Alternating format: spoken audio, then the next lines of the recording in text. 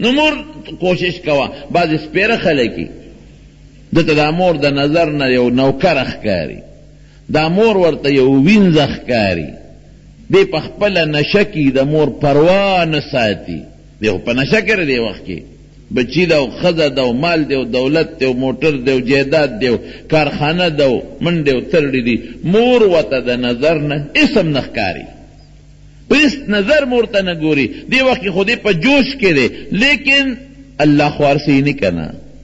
زمانه خو تیریږي که نه داسې به خروستو راشي چې بیا بس د مور که په خولې سونه وي خو د زړه نه خو خفګان اوځي که نه ډېرې میندې وي نیکانې ښځې وي په خوله باندې خیره نه کوي بچو ته خو زړه یې درد وکړي زړه یې خفه شي او الله خو د انسان په زړه باندې هم خبردار دی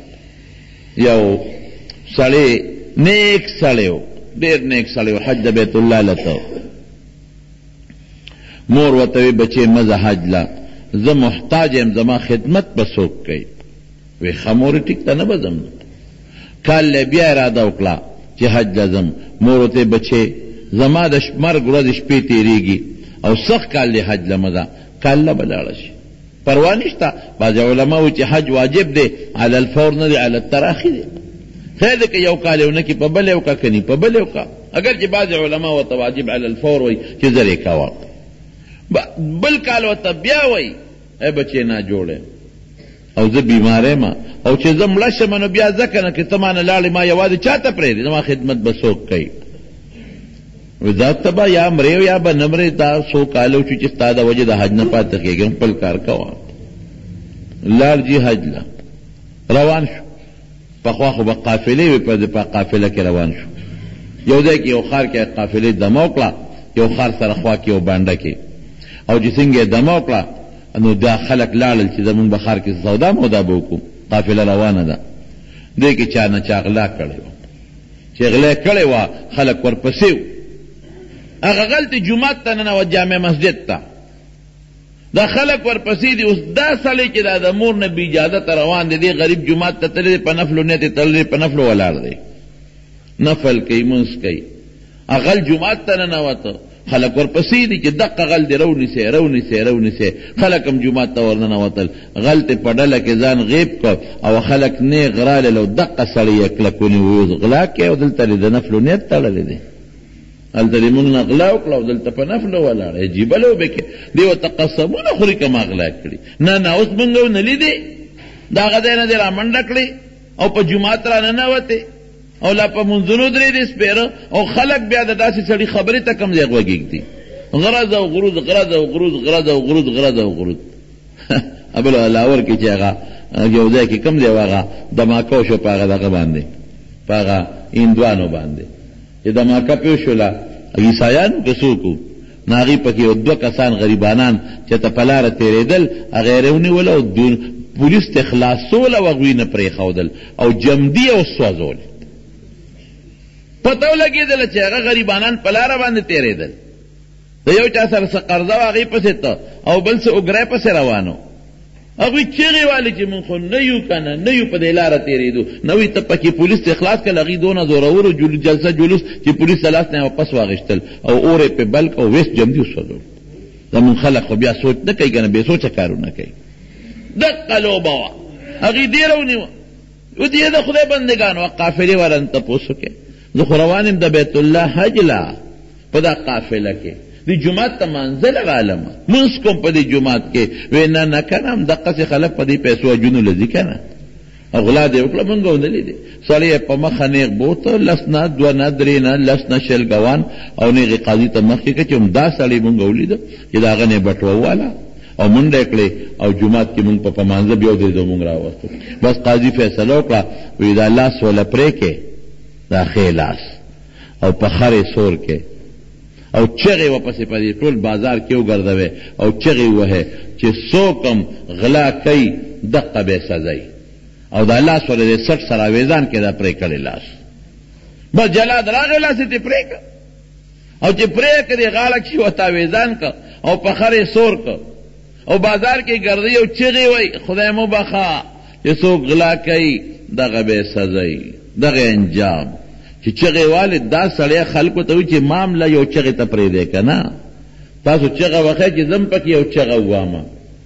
نور خدما خبر تاسو اسه ونه منله هغه ویل ک پرېګه چې د دې سوي د لاسو چت ک اے خلقا چې څوک مور پکور کې نا جوړ پری دی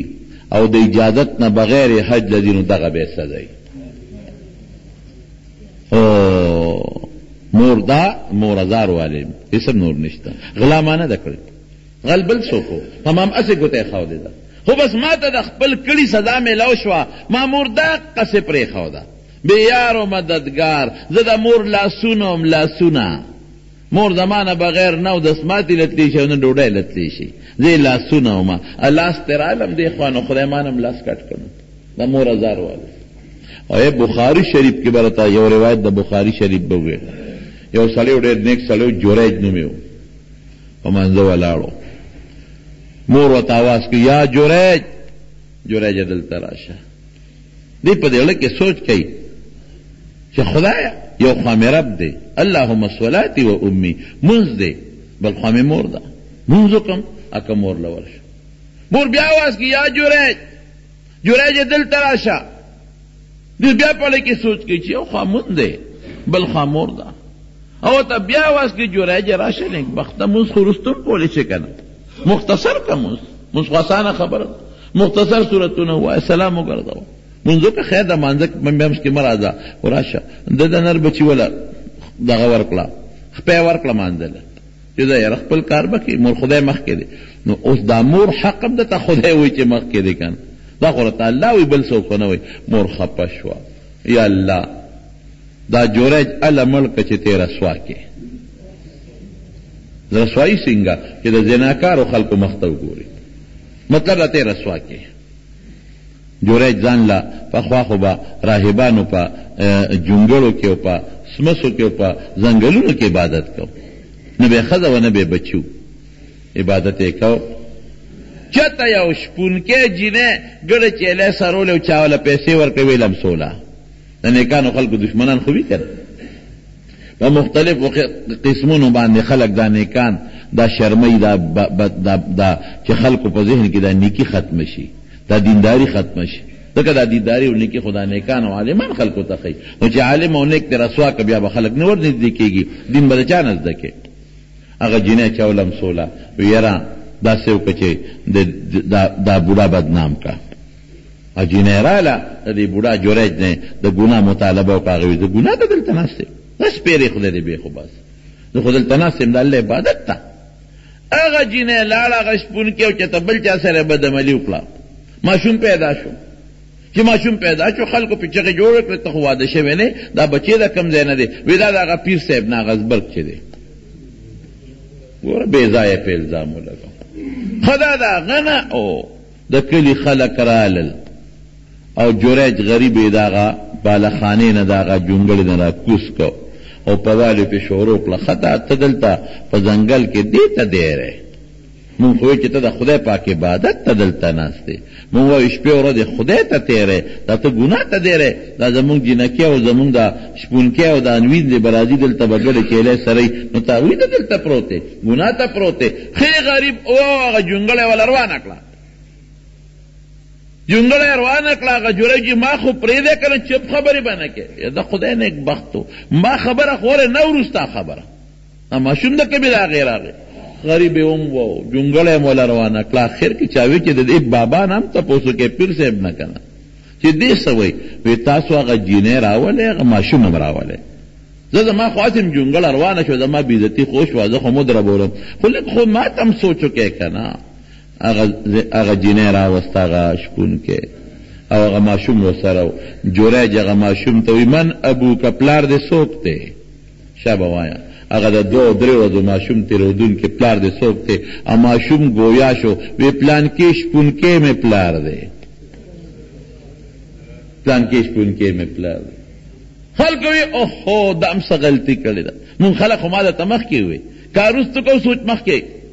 سوچ مخ کار مخ کې کو سوچونه رستو کو پلان کې شپون کې مې پلار دې هغه نه پیدا بس خلک راځل جوړایت تا په منتونو په زارو شو مونږ معاف کا اوس بدا سیو کو چې تعالی دا جونګړه واپس جوړو د سرو زرو نه دل جوړو مونږ ته غستا کرامت معلوم شو. امام بخاری رحمت الله علیه په بخاری شریف کې په دې باب ښودلی چې یو څو ماشومانو په ماشوموالي کې خبرې کړې دي. یو حضرت عیسی علیه السلام کړی، عیسی علیه السلام په ماشوموالي کې خبرې کړې کله چې په مور باندې چې مریم علیه السلام باندې الزام ولګي، اخو بے پلار پیدا شو د الله په قدرت باندې په مور الزام ولګي، یا مریم انا لک هذا، دا بچی د کم ځای نه دی. الله بخکې پوی کړی و جبریل علیه السلام یې ورته رالیږلی، فاشارت الیه، وی دې ماشوم سره خبرې وکړې. او کیف نکلم من کان فی المهد صبیا، د زانګو ماشوم سره مونږ څنګه خبرې کوو؟ لیونی که روغې او بی بی مریم غریبه ډېره چاته پریشانه و چې دا ماشوم یې کله پیدا شو خو بې پلاره نو هغې ته خو همدقه سوچ وکنه چې سبا به خلکو ته که زه درهو یم چې دا د الله قدرت دی، د الله قدرت دی، خلک کم ځای مني. یا لیتنی مت قبل هذا وکنت نسیا منسیا، یا خدایه که زه مړه وې څه ښه به وه. الله که یېره په تېره وې او چا مې نوم نه اخېشتې ښه به وه، خو چې دې نه بچ شم. هغې ورته هم اقه ووایي یا اخت هارون ما کان ابوک امرأ سوء وما کانت امک بغیه. مریم پلار خو دې ښه سړی و، مور دې نیکه وه، دا ماشوم د کمې راغی؟ ته خو واده شوی نه و، ماشوم د کمې راغی؟ فاشارت الی، بچی سره خبرې وکړې. کیف نکلمو، د زانګو بچی سره مونږ خبرې څنګه وکړو؟ د زانګو بچی حضرت عیسی علیه السلام په خپله گویا شو. قال انی عبد الله، د خدای بنده، آتانی الکتاب وجعلنی نبیا، الله مخکې نه فیصله کړې ده چې ته به پیغمبر یې، زما د پیغمبرۍ مخکې نه الله فیصله کړې ده، او ما له مخکې فیصله کړې ده چې ما له به الله یو کتاب راکوي د انجیل په شکل کې. هغه هم پوټینی ماشوم و، هغه هم په ماشوموالي کې خبرې کړې دي، او د جریج هم په ماشوموالي کې خبرې کړې دي. داسې یو څو ماشومان نور هم شته. دا نو هغه جریج وی ما پرېږدی، وی چې زه وی دا ولې دا سوچ ته خو نیک سړی د ولې دومره بدنامي دې وشوه؟ وی دا د مور د خیرو د والې ما نور څه نشته، د خدای قهر نیم والې د مور خیرو والې چې مور راته ویلي چې خدای دې رسوا کا، خدای دې نظر په زناکارو ښځو باندې ولګوه. زمارونو د مور خیرات ټق و پړق دی، ګورې دویمه خبره پکې نشته. او د مور دعا، آفرین، د دعا هم درته اوس وایم چې چاته یې لګېدلې ده. زموږ حضرت امام بخاري رحمت الله علیه، امام بخاري د ماشومو او مور به خدای ته جلل چې یا الله ما له یو بچی راکړي چې د پستا د پیغمبر مبارک احادیث دکم. نو خدای ولا بچی ورکل، خو په ټولو بچو کې هوښیار او قابل بچی دا امام بخاري رحمت الله علیه، دا په ټولو کې هوښیار قابلو. بس وی دا بچی به زما د پیغمبر مبارک حدیثو ته وقفي. اتفاق ته وګوره په سترګو لوند شو غریب، په سترګو نابینا د حدیثو علم کم ځای حاصلولی شي. مور به خدای ته جلل، الله ته به زاری کولا، بکت وابتهلت، وی داسې وجړل او ډېره زاری وکړه، یا خدایا چې کم قابل بچی دې راکړی، الله په سترګو ړوند شو، دې به ستا د حضور پاک احادیث څنګه زده کوي؟ په خوب کې حضرت ابراهیم علیه السلام ولید. ابراهیم علیه السلام دې تپوس کوي ولې جاړې، څه چل شوی دی، ولې پریشان او زاری کې؟ وی خدای بچی راکړل او چې کم قابل بچی دې په سترګو ړوند شوی دی، او زما نیت ورته ده چې دې به د نبي علیه السلام احادیث زده کوي. اوس په سترګو ړوند حدیث خو نشي زده کولی. ابراهیم علیه السلام ولا زیری ورکړه، وی مبارک دې شه، زوی دې جوړ شوی دی، ښه مبارک شه. چې دا مور یې راویښه شوه او هغه امام بخاري ماشوم یې راویښ کړه او ورته یې کتل، نو خدای په سترګو هم جوړ کړی و، د مخکې نه نظر هم تیز شوی و. دا د مور دعا شو. ګوره ځانه زه خو نه ویم، دا خو نبی کریم صلی الله علیه وسلم فرمایي چې د مور پلار دعا د بچی په حق کې تریاق دی، د مور پلار خیره د بچی په حق کې تریاق دی. والد صاحب مې راته خبره کوله، یو کور یې یادوم، تاسو دا مشران به پیژني خو دا کشران به نه پیژني. ما ته وی چې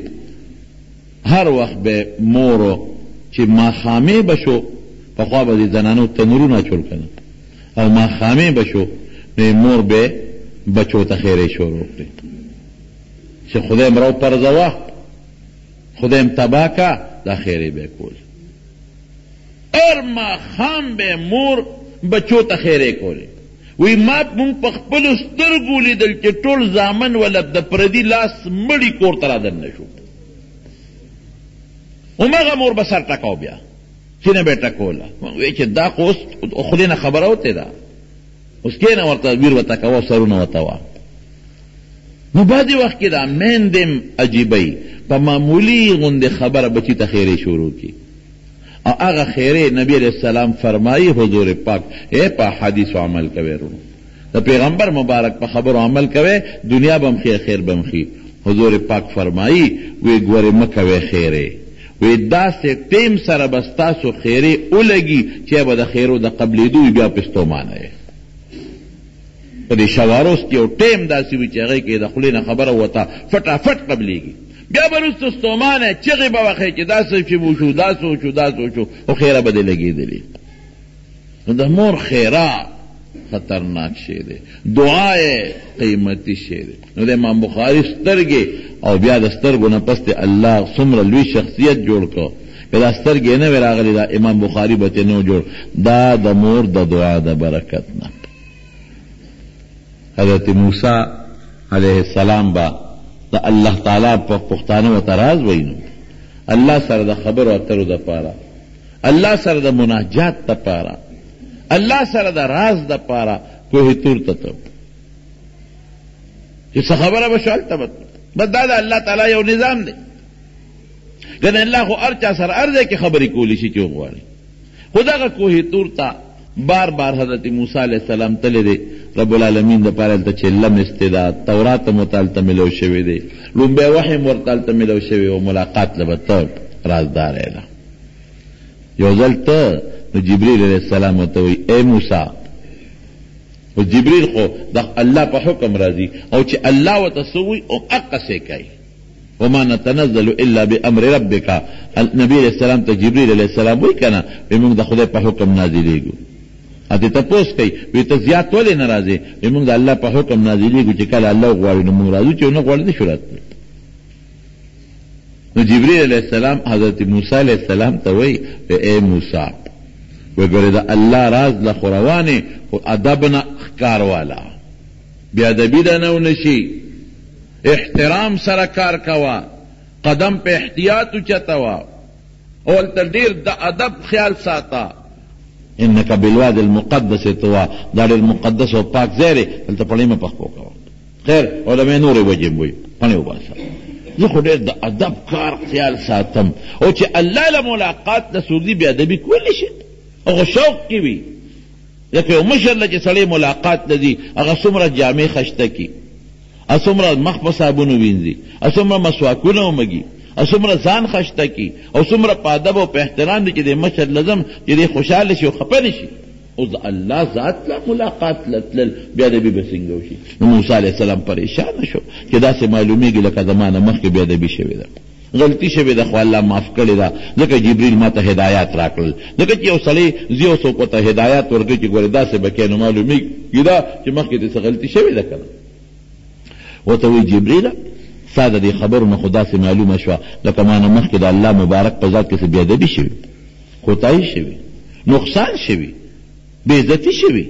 ما ته ووایه څه چل مې کړی دی الله مې خفه کړی دی الله زر وایه چې توبه وباسم استغفار وکړم وی نه نه هېڅ بېادبي نه ده شوې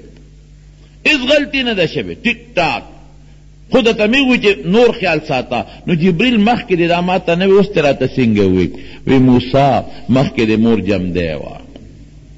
ته چې به کله روان شوې نو مور به دې دواړه لاسونه اوچت کړل لپه به اوچته کړه او دعاګانې به یې شروع کړې یا الله زما بچی ستا ملاقات له در روان دی الله ګورې که زما د بچي نه څه غلطي وشي معاف یې که خدایه ملاقات کې ته بېادبي ونه شي مطاقات کې ته غلطي ونه شي ملاقات کې ستا عظمت او ستا عزت ته نقصان ونه رسي الله بچی مې درغې معاف یې که نو بس چې مور در پسې لاس اوچت کړی نو پروا نه وه اوس د مور وفات شوې ده مور نشتا. نو ما وی چې ګورې اسې نه اوس معمولي غلطي وشي الله په معمولي غلطۍ هم ګورې غصه کېږي سزا درته در نه کي راودې نه نیسي. مخکې مور وه د هغې لپې در پسې در روانې وې. اوس ووایه که نه د مور دعا څومره لویه خبره شو، څومره لوی نعمت ده. زمونږ لوی لوی اکابر عبدالقادر جیلانی رحمت الله علیه پیرانو پیر صاحب څومره لوی سړی د مور دعا ځای ته رسولی دی. او یوازې د مور دعاګانې نه، مور به ورپسې پیسې ګرځولې، مور به هدایات ورکول. هدایات هغه د غلو د قافلې قصه درته یاده ده. مور به هدایات ورکول چې بچې ګورې دروغ ونه وي، چرت هم دروغ ونه وي، بچې ګورې ځه او حدیث زده کوه. عبدالقادر جیلانی رحمت الله علیه ګوره ډېر لوی عالم و. مونږ صرف د تصوف په نظر ورته ګورو، لوی صوفي لوی بزرګ ولی د خدای، لیکن ورسره ډېر لوی عالم و. یو تفسیر جیلانی چاپ شوی دی ما سره شته چې هغې کې د هغه علمیت ته وګورې نو حیران به چې دې سړي الله څونه لوی علم ورکړی. دا دومره لوی تقوا بزرګي علم دا د مور د برکت نه. مور خواري کړې ده، مور دعاګانې کړې دي. نو دا مو چې دا بوډۍ په کور کې ناسته ده او دا سپین سرې ده دا زما ډوډۍ ته محتاجه ده او دا به زه ډوډۍ ورکوم او کنځۍ به ورټې به. نه بد قسمته دعا ته والا شکر وباسه چې لوی نعمت خدای درکو. دې نعمت نه دعا والا چې پیغمبر علیہ السلام فرمایي چې دعای قبلیږي او خیره قبلیږي، نو حضور پاک مبارک خو دروغ نه وي خو رښتیا وي. دعا والا د مور نو خیرې نه ځان وساته، ورنږدې شه ورته، قدر یې وکړه، عزت یې وکړه. عبدالله ابن مبارک دا پلار چې مبارک صاحب، دا مبارک صاحب دا دغه غلام و د یو امیر، دا پلار یې دا هغه امیر صاحب یو ځل میلمانه رالل. چې میلمانه رالل نو باغ ته یې بوتلل، میلمنو له خلک چکر ورکوي نو، او په باغ کې دی په لاره میلمنو ته لګیا دی چې زما یو باغبان دی ډېر ښکلی باغ یې راله جوړ کړی دی او ډېر قیمتي خشته بوټي پکې کړی، ډېر نیک او صالح دی، ډېر دینداره دی او ډېر فرمان بردار او خبره منونکی دی. دې میلمنو ته صفت کوي چې دې باغ ته کله وردن نه شو، د مبارک ته وایي دې غلام ته مبارکه یو انار راوړه. چې انار یې وله سنګ راوړو او دې مات که تریو دا امیر صاحب په زړه کې لږ غوندې پریشانه شو چې ما خو په ټوله لار د ده صفتونه وکړل دې میلمنو ته او منځ کې انار روشو کو او هغه هم تریو دی. ورچې بل راوړه، چې بل لاړو بل انار یې روشو کو هم تریو. هلکه زما په شان په انارو نه پوهېده. ما یو ځل ډېره زمانه مخکې پېښور کې انار اخیستل، نو ما پکې غټ غټ راغونډول، سره غټ نه. ما دکاندار ما ته وایي مولوي صاحب دا زه چې کوم در کوم دا خواږه دي دا یو ساعت، هغه را چپلاقې سپین واړه راکول. نو ما په هغه دکاندار بدګمانه وم، مې دې دا چې څوک دې کم نالي هغه را باندې خرڅوي. مې نه بابا پرېږده زه ځان له په خپله غوڼو. وایي ما ته ته وایي اوس ستا خوښه ده نو مې نه ده. نو ما پکې چې کوم سره سرو او غټ اډه مې راغونډ کړل چې کور ته مې راوړل او ما ته هم کړل. ما ته وایي دا دې ناردانې راوړي دي که خوراک له دې راوړي دي؟ ما خو پکې غټ غټ وکتل، وایي دا خو دومره تراوي دي چې دا ناردانې انار دي. یا خدایا مې د هغه دکاندار پوهېده، هغه دا ماله نه راکول. ما د هغه سپین واقعي هغه سپین واړه چې پراخې هغه مزېدار یې هغه خواږي. نو زما دام زما په شان و زما ورو هغه چې لاړو ته بل راوړه، نو غټ انار یې پکې بل وکته، بل انار یې پکې وکته چې هغه یې راوړ چې هغه یې مات کا هم تور شو. هلکه ته په دې باغ کې ګرځې ته پکې خوږ او تریو انار نه پېژنې. ورشه بل راوړه، هغه لاړ بشیر جان په شانې پکې بل غټ وکته چې راشه دا به خوږي، هغه پکې غټو پسې ګرځېده. چې بل یې راوړه چې ماتې که هغې نه تور شو. بس غوسه شو ورته، وایي ته په دې باغ کې څه ته ناست یې، ته پکې خوږ او تریو نه پېژنې؟ ورته یې ویل نه ده نه پېژنم، زه خو دې باغ کې دې له نه مقرر چې زه دا باغ انار خورم او خواږه تراوه پکې ګورم. زه خو دې باغ کې دې له مقرر یم چې خصمانه وکړم. وګوره څونه ښکلې کومه میوه پکې مزېداره نشته د اوبو ته وګوره چمن ته وګوره ګلونو ته وګوره زه خو دې لپاره ناست یم بس یا خو د امیر صاحب طبیعت ګډوډ شوی و یا روښانه شو چې د مېلمنو ته خو مې عزت لاړ خو عزت خو واپس راغی سړی خو حلالي دی چې څنګه مېلمانه رخصت شو امیر صاحب د فایل راوغوښته او دستخط یې پرې وکړو د باغ نه مې ستا ډیوټي ختمه کړه ته ما ټرانسفر کړې بدل مې کړې زما محل کې به ډیوټي کې دلته ځه ډېره ښه ستا نه وکړې باغ نه لاړ د امیر صاحب محل ته هلته ډیوټي کوله خدمت یې کو خو ایماندار سړی ارزی کامیابي او بېدینه سړی بېایمانه سړی او کرپ سړی رشوت خور سړی په دې دنیا هم ذلیله دی او په بله دنیا هم ذلیله دی او ایماندار کامیاب دی عمر ده چې کامیاب ایماندار به کامیابي هلته ډیوټي ولګېده یو ځل د دې امیر صاحب یو لور وه یو ځل ناست په خپل چمن کې یو فکرمند دی دا مبارک ولا راغی امیر صاحب ولې فکرمنې مبارکه یو لور مې ده د هغې په حق کې فکرمنې ډېر بادشاهان یې زامنو له غواړي څوک یې ځان له غواړي او تا ته پته ده چې زما دغه یو لور ده او څونه ښکلې ده او څونه هوښیاره ده او دینداره ده نو د هغې په حق کې فکرمن یم چې دا چا له ورکړ فلانکې په دې سوچ کې پروت دی واقعي پلار سره د لونو فکر زیات دی د زامنو په نسبت مبارک ورته وایي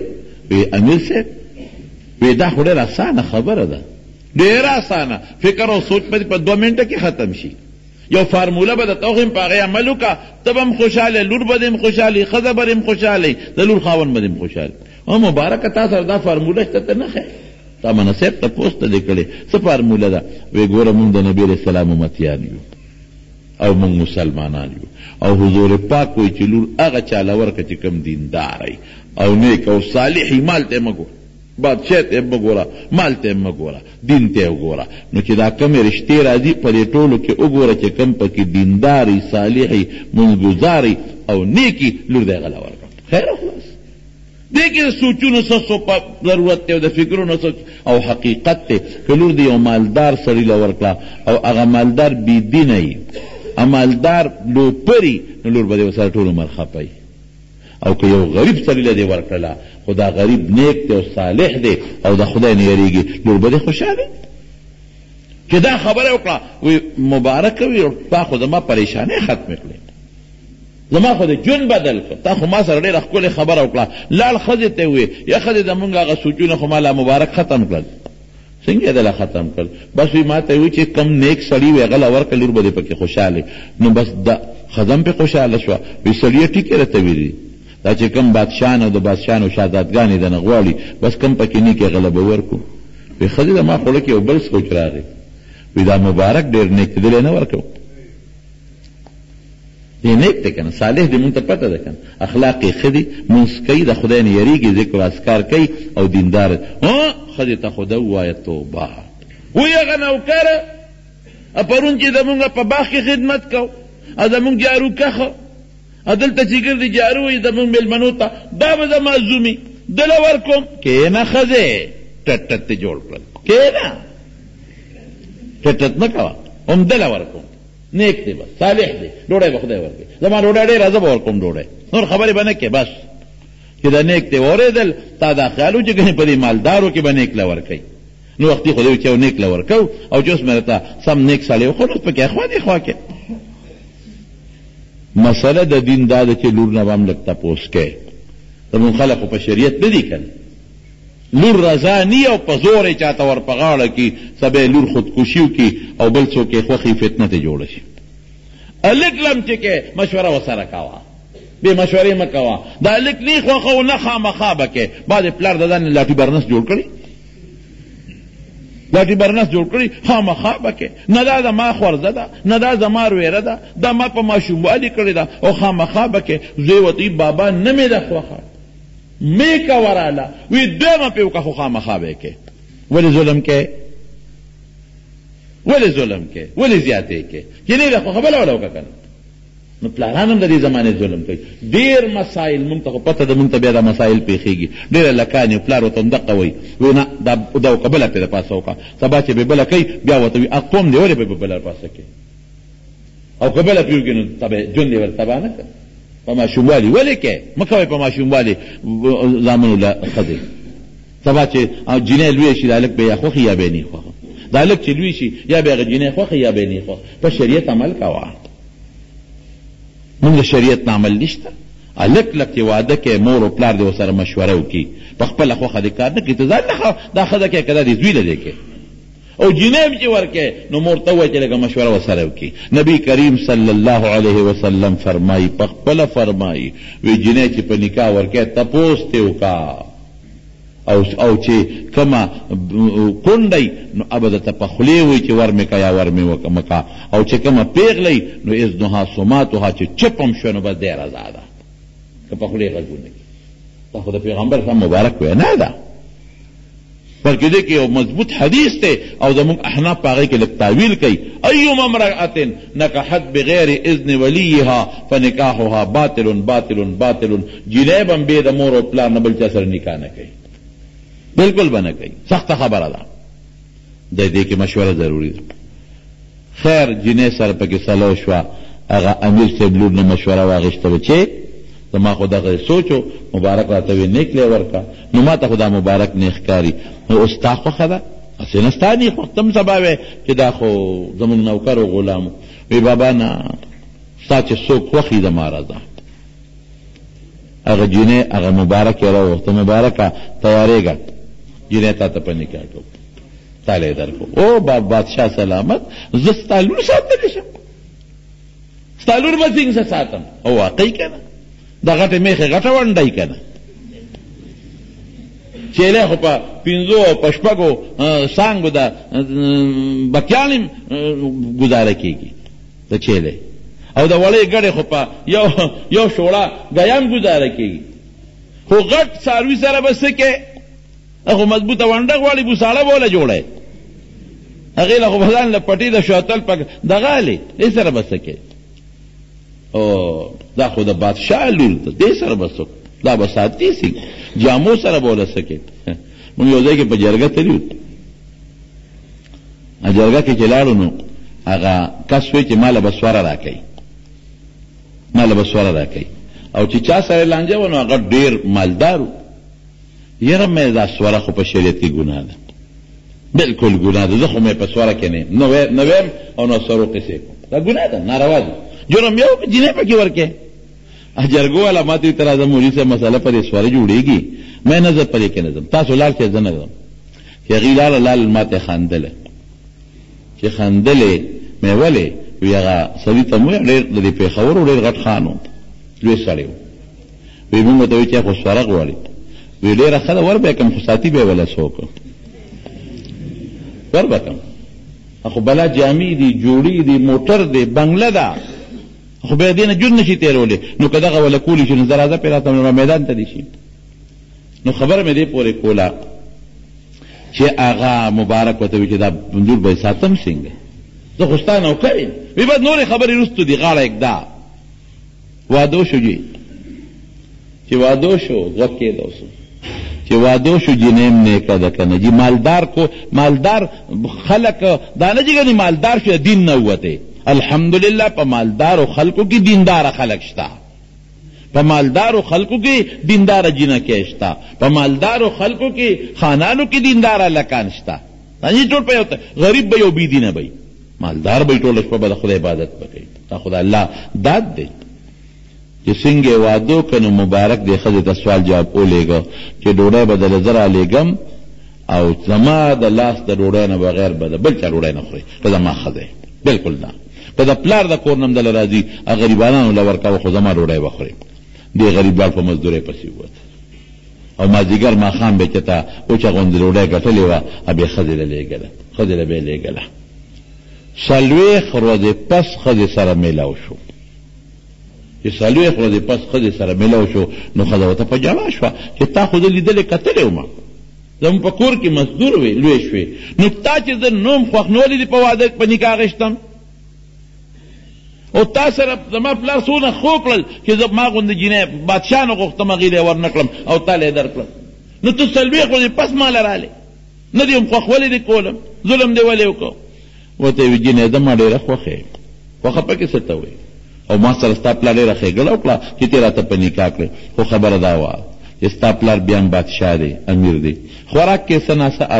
امیزه شته د حرام خامخا به دا نه چې ګني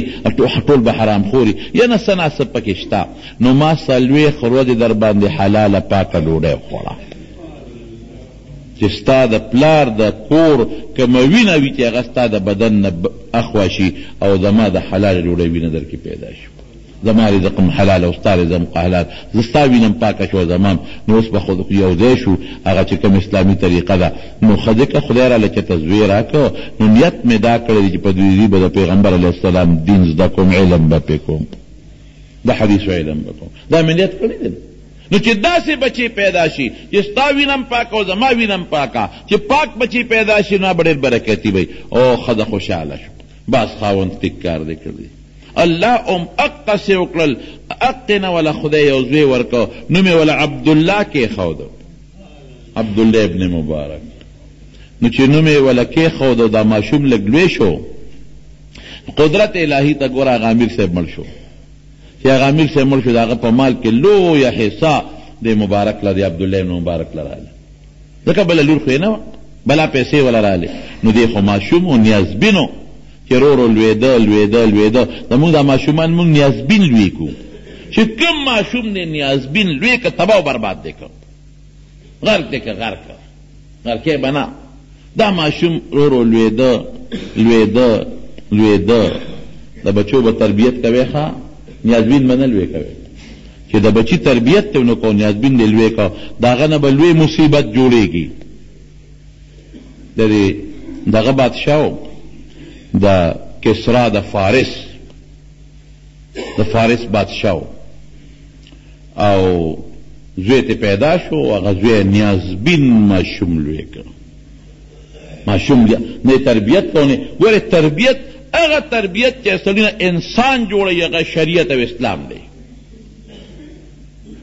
هغه ماشوم رورو پرویز نومو د هغه بادشاه د پلار نوم یې هرمزو او د دیکه نوم یې دا مشهور بادشاه تیر شوی د نوشیروان دا دغه نوسیو دا پرویز چې زوی پیدا شو بس زوی نیازبین ساته د هغه زوی نه څه شی جوړ شو ګوره چې تربیت زوی له ونه کې د هغه یو ګندس خوندر جوړ شو یو څښا ګنده دومره ګندس خوندر چې د دې پرویز ښځه و شیرین نوم یې په هغې عاشق شو په خپلې مور عاشق شو خدای دا بس اوم اقا قصه و قصه اوږده ده خو هغه پلار یې مړ که د هغه ښځې دپاره د هغه میرې مور دپاره خپل پلار مړ که ګوره تربیت نه دی شوی چې پلار یې مړ که پلار خو پې پوه چې دا زوی خو د ما لوی شوی دی او نیازبین مې لوی کړی دی او ګنده لوی شوی دی او دی د هغه په مرض هم پوه نو هغه وله په المارۍ کې یو بوتل ایښودی او په هغه بوتل کې دارو زهر اچولي او د پاسه یې پې لیکلي چې دا دارو د مردانه قوت دپاره ډېر قیمتي شی دی مطلب یې دا چې دا زوی هر کله چې ما مړ کي نو چې مړ کي خو چې دی رانجم دی پاتې نه شي او عجیبه اتفاق دا و چې دې پرویز یو 2 کسان د حضور پاک مرګ پسې لیږلي او چړې یې وله ورکړې وې په زهرو کې وله سرې کړې وې وی ورشه نبی علیہ السلام پسې خط را لېږلی و نبی علیہ السلام دې پرویز ته خط ولیږه وی ته په ما ایمان راوړه هغه د نبی علیہ السلام خط یې وشلو ریز مریز یې که نبی علیہ السلام متخیره وکړه اللهم مزقهم کل ممزق خدای دې ریچې کې خط یې د ما ولې وشلو نورو یو بل بادشاه له خط لېږلی و هغه هم ایمان راونړه خو د پیغمبر علیه السلام هغه خط یې د اتي په اډوکي په نله کې بند کړ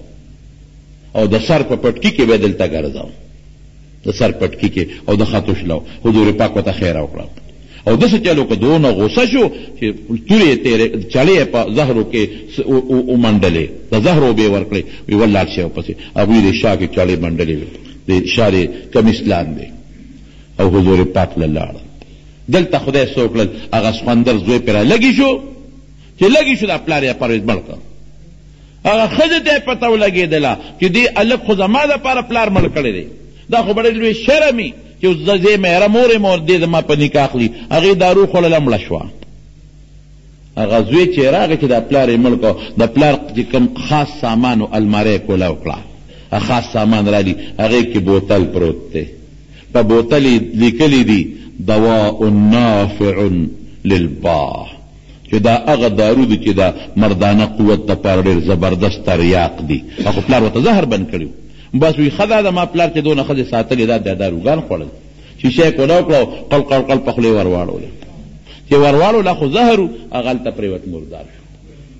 لاړل ختم پلارم د پیغمبر مبارک دعا ورته ولګېدله پلارم دا مړ شو دویم مړ شو ښځم لاړه لور یې وله په بادشاه کېنوله هغه دوه کسان چې کوم لیږلي هغې له بلا پولیس هم لیږلي چې تاسو ورته بار کېنئ نبي علیه السلام ته مخامخ کېناستل چې کېناستل موقع تلاش کوي چې په حضور پاک غزار وکړي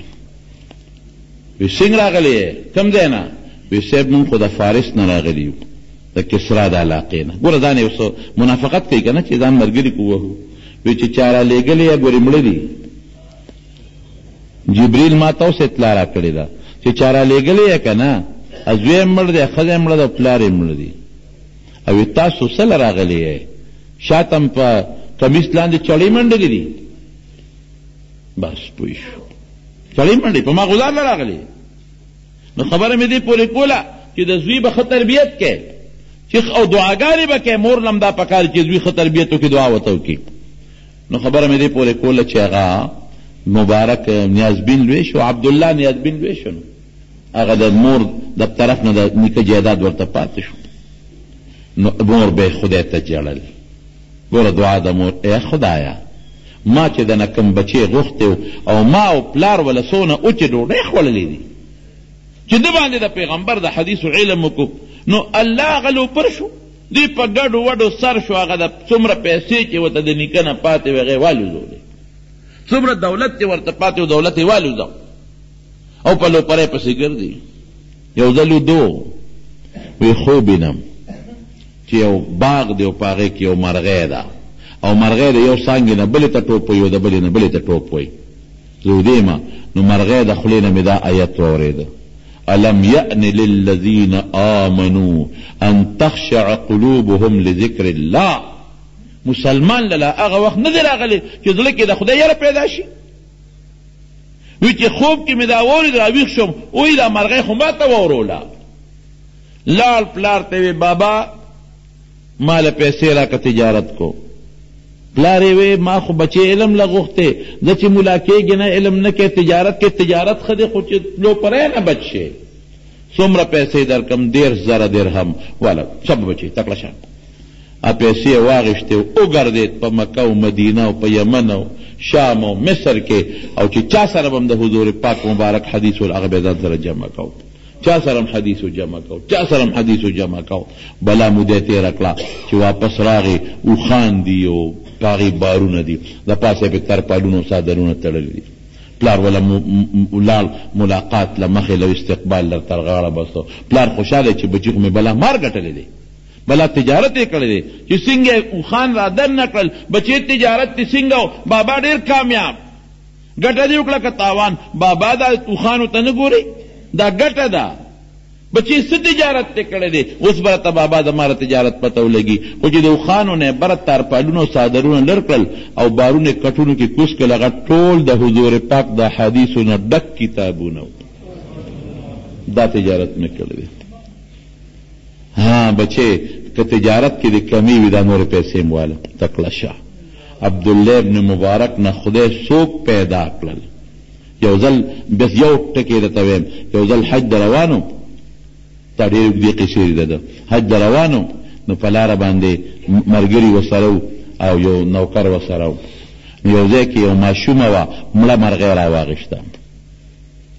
نو هغه کور ته په مخه کړه عبدالله ابن مبارک ورته وایي بچې دلته راشه په دا مړه مرغۍ څه کې لوبې پې کې وایي نه مونږ یتیمانان یو پلار هم مړ دی او مور مې د مونږ یې بچي یو نو د ډوډۍ درک نه لګي نو دا مړه مرغۍ وړمه دا به وخوټ کړو نو په دې به خپله ګزاره وکړو درک نه لګي وایي ښه هغه خپل شاګرد ته وایي واپس کلي پورې څونه پیسې مروې پورې کېږي وایي دومره پیسې وایي دغه ته جدا کا سخت کال حج له نه ځو پیسې ټوله قافلې نه ځان له شو هغه ماشومې له یې ورکړې مور له دې یو څه دا ستاسو شو سخت کال به حجونه کړو حجونه هم ډېر کړي دي واپس کور ته راغی ملګرو ته ځای تاسو حج له هغې یې پې نه کړل زه سخت کال نه ځم